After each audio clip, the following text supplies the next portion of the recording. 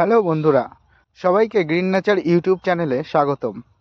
এখন জানুয়ারি মাস, শীতও দারুণভাবে পড়ছে, তার সাথে অতিরিক্ত মাত্রায় কুয়াশা।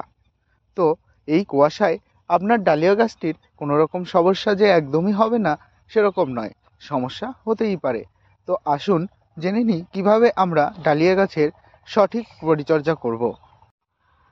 ডালিয়া ফুল একটি শীতকালীন ফুল, যা এই সময় বাগানে রঙের বিভিন্ন রকম বাহার নিয়ে আসে।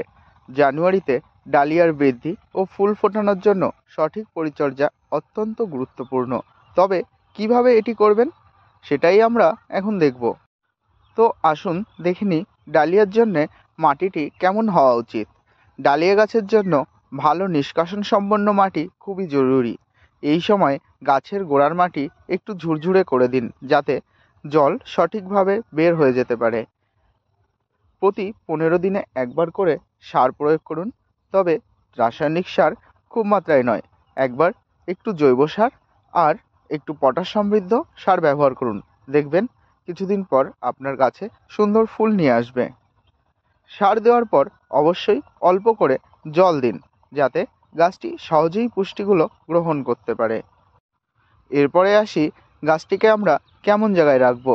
গাছটিকে এমন জায়গায় এমনভাবে রাখুন যেখানে দিনের পর্যাপ্ত রোদ আসে, তবে 5-6 ঘন্টা আলো পেলে ডালিয়া ফুল আরও সুন্দর দেবে।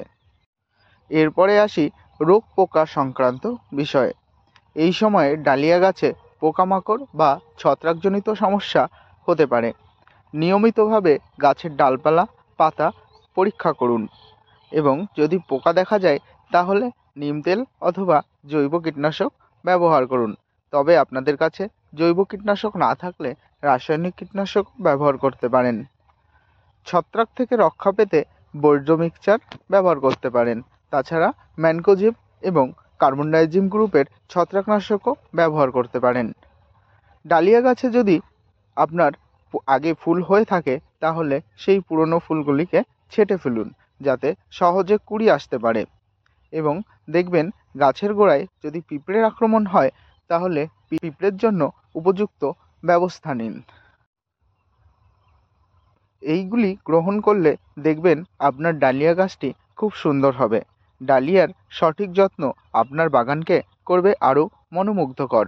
আজকের ভিডিওতে যদি উপকার মনে হয় তাহলে অবশ্যই লাইক দেবেন এবং বন্ধুদের সাথে শেয়ার করবেন।